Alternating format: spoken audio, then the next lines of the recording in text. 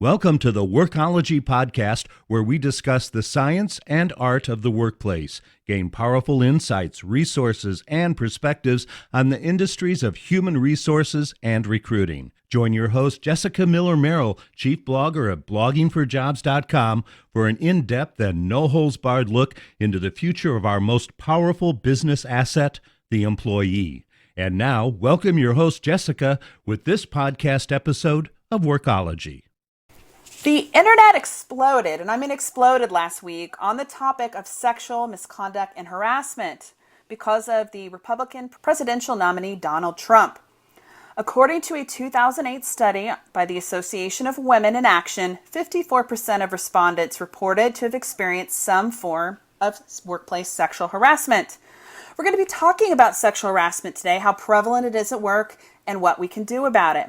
My guest today is Kate Bischoff. She's the founder of Thrive Law and Consulting. Kate has a background in both human resources as a practitioner and also as an employment law attorney. Kate, welcome to the WORKOLOGY podcast. Thank you so much for having me. I'm happy to be here. Let's talk a little bit about your background because it's definitely unique. Yes, I describe my career path as kind of squiggly. I started off representing plaintiffs in sexual harassment cases, literally holding the hand of a woman who complained of sexual harassment at her trial for 2 years. And then after that, I moved to Jackson Lewis as doing management. My family owns a small company, anywhere between 100 and 150 employees at any one time. And my dad wanted some return on his investment. So I went to work for Jackson Lewis, and I loved it. I worked there for 3 years. It was fantastic. But on a complete and utter whim, I decided to join the Foreign Service. And after 12 weeks of training, I was the HR officer for the U.S. Consulate General in Jerusalem and then the U.S. Embassy in Zambia before coming back to Minneapolis and restarting my law and consulting career. Holy cow, I didn't realize it was that unique. That's a whole nother podcast in itself. International, global. And how you ended up there. So let's get back. I kind of went off on this random tangent. I'm picturing you in Zambia right now. Let's talk about workplace harassment. And I mentioned at the beginning of the podcast, Donald Trump specifically. However, the comments from his son are the ones that I want to kind of frame the conversation around. So Donald Trump Jr. And I'm just going to read some information from an article that I've linked in the transcript of this podcast. So Donald Trump Jr. was asked about women who complained of sexual harassment in all-male environments like men's-only golf clubs. And he said, in the clubhouse, guys just want to be guys. They want to joke about stuff, he said. He went on to say that if women feel harassed by the comments men want to make, they should just leave their jobs. I'm on the mindset, and I'll get in trouble, he said. If you can't handle some of the basic stuff that's become a problem in the workforce today, you probably don't belong in the workplace. You should go maybe teach kindergarten. I think it's a respectable position. You can't be negotiating billion-dollar deals if you can't handle, he didn't elaborate on what he meant, So that's it in a nutshell. Well, hearing this and reading this from him just kind of didn't really take me back because I've dealt with sexual harassment in terms of being an HR practitioner. But I wanted to ask you, specifically given your expertise as a practitioner and an employment law attorney, how do women work or respond to public and workplace opinions like this? Well, I'll say first off, these comments are awful and they're setting employers back decades. If someone truly believes that employers are engaging in this kind of behavior on the regular, I'm very sorry. But when women hear these kinds of things, and I can't imagine what it would be like to be a director or vice president of HR currently for the Trump Industries. I can't imagine what that would be like. But when they hear these kinds of comments, they need to do something about it because no woman should hear comments or be subjected to sexual harassment in the workplace. It just shouldn't happen. And if it does, they should report to any manager, any person in human resources, because if the company doesn't take immediate and appropriate action when comments like this occur, we're doing a disservice to women in the workforce. So let's take a step back here because he mentions like guys only environments, and we've heard Donald Trump reference locker room talk. Can you first talk about what is defined as sexual harassment and what kinds of conversation or comments it might or might not include? Well, sexual harassment is any conduct or comments of a sexual nature that can create a hostile work environment, or there's the quid pro quo kind of harassment. You do this sexual act for me, you get a raise or you get a promotion. More kind of the allegations surrounding Roger Ailes and Gretchen Carlson. So those may or seem to appear to be more allegedly like the quid pro quo, but the comments that nominee Trump has been making are those comments that, really do bristle and make it women uncomfortable to be at work, and that could be creating that hostile work environment that affects the term or condition of employment, because now people are less likely to be productive, they're less likely to contribute and be effective and happy members of their workforce. So when there's these kinds of comments, and I would say that the comments on the Access Hollywood tape probably do rise to the level of creating a hostile work environment. Courts have struggled a little bit about what those comments, whether or not they really do rise to that level. But certainly if there was a woman who worked for a company where a leader made a comment like this, it certainly could rise, or that she could have a colorable claim if she wanted to bring forth a complaint. Let's take a little bit of a reset. This is Jessica Miller-Merrill, and you're listening to the Workology podcast powered by Blogging for Jobs. Today, we're talking about sexual harassment in the workplace. And you guessed it, we actually are talking about Donald Trump and Donald Trump Jr. You can connect with my guest today, Kate Bischoff, on Twitter. She is, get ready, with a pen, at K8BISCHHR Law. It's kind of a fun quip with Kate, right? You put K and then an 8. I like that. So let's get back to the topic at hand. So sexual harassment in the workplace, what we can do about it, and how we can address it.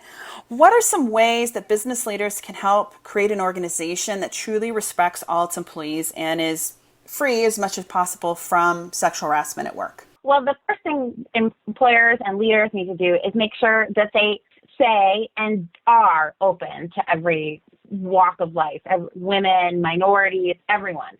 And what they need to do is they need to try to build inclusive communities of people in their workplaces that prohibit and actively prevent these kinds of comments from occurring in the workplace. And that includes things like having a really good policy that's accessible and not full of complicated legalese. They welcome complaints from employees, whether it's about comments like this or concerns about how to be a better employer or even how to improve processes, things like that. And when you create these kinds of open communication and you welcome and encourage employees to bring forth their concerns, you're going to have a workplace where if something like this happens, you learn about it. So starting with that policy, then spending some time training managers about what the policy means, how it works, and then reinforcing that with employees and managers periodically after you've gone through the big training. If you're in California, it requires 2 years of training for managers that is updated periodically going forward. And so kind of setting the tone of inclusiveness and open communication can really limit and mitigate some of these comments going forward. Sexual harassment occurs not just to women, but also to men. That's something that I think continues to surprise not just people in the HR profession, but leaders in the workplace and employees. In the survey I mentioned at the beginning of the podcast, 79% of respondents reported to having experienced workplace sexual harassment by management and senior management positions, both female and male. Can you talk a little bit more about this? Sure.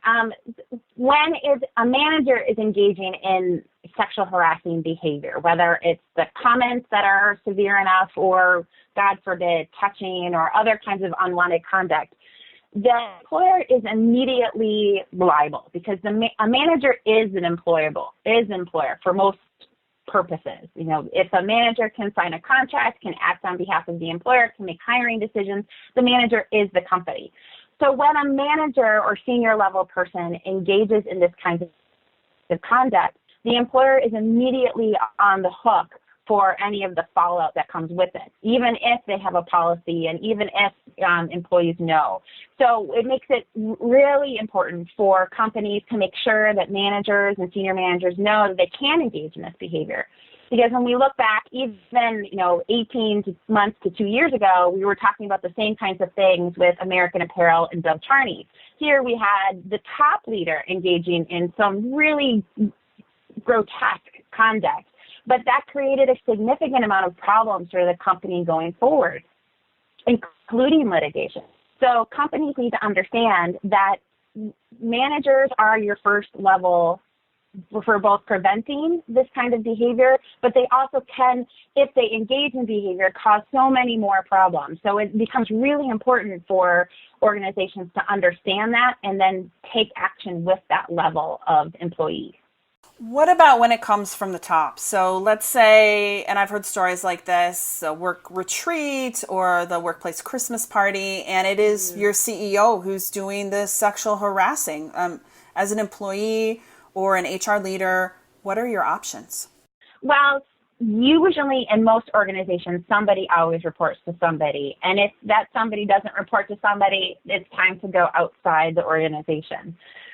When it's the Christmas party and it's the CEO is making lewd comments, is there a board of directors that you can go talk to? If there isn't, there are lots of state and federal agencies who are there to help you, one being the EEOC. They will want to help you either recover or help you figure out how to improve that work organization. Yes, they are an enforcement agency. Yes, they strike the fear of God into organizations, but their main job is to make sure that employees are working in workplaces that are free of sexual harassment and other kinds of discrimination and misconduct. So if an employee doesn't feel like they can do anything, and most often when it comes from the top, employees feel they have no choice but either to acquiesce to the conduct or just leave, which Donald Jr. seems to be suggesting. But you don't have to. There are other avenues you can pursue, including with the EEOC or your state anti-discrimination agency. So kind of along those lines, if you're an employee and you're being sexual harassed at work, are you suggesting that they go up the chain, follow the policy, or talk directly to their HR leader? Yes, absolutely. I have not met an HR leader who is not going to want to hear this. I mean, it may cause a bunch more work for them, but an HR person genuinely wants to help employees and make sure that they are working in the best possible work environment. So if you are hearing comments that make you uncomfortable, if you're hearing or experiencing something like sexual harassment, go tell your HR person. They may feel that they can help you and launch an investigation and go through the steps, but they certainly are there to try to make that work environment better. So go talk to them, please. With the rise in social media and technology and Snapchat and Instagram and Periscope and all these different social media tools, I feel like it's easier to capture these moments during happy hour at work or the company Christmas party or wherever on social media. So what advice do you have for maybe HR leaders who are encountering some of this technology? Maybe somebody came to them and said, so-and-so posted this video on Snapchat and something happened in the bathroom, or this employee made these inappropriate comments. How should they conduct an investigation on these kind of things? Well, the first thing that they need to do is if a person comes forward and says, hey, look at the video, you should see this video, or you should have seen the posting, is to ask for them. Can you give me the snap? Can you forward it to me? Can you take a screenshot of the post? Because you need first to make sure that you have it. I often use an example with some Carlson School of Management students about, what happens if you post something bad. Well, the first thing that HR is going to need to have is the actual post, because in some instances it's easy for someone to delete the post or or in the case of Snapchat, it to disappear. So we need to have that first off. And then we need to go through what is our normal investigative process. What do we do in situations like this? If it's a third party and someone who was not the target of the comment or the video or the post who's bringing it to you, do you need to go talk to the person who received it first? Or do you want to go straight to the individual who posted it? That will depend on the individual fact scenario, but HR is going to want to take action. And the first thing that they're going to need to do is make sure they have the offending social media post of some sort.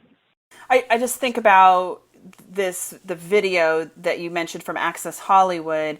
It was a recording, right? A recording that had surfaced and a video that showcased the behavior by Donald Trump. And these type of things, I think senior HR leaders, talent acquisition leaders, business leaders are going to be encountering more types of evidence of this nature, whether it's recorded with a mobile device or posted on social media.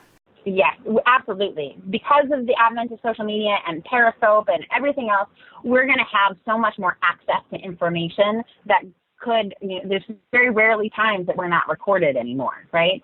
So because there are those other pieces of evidence, it's going to be, in some ways, easier to conduct investigations.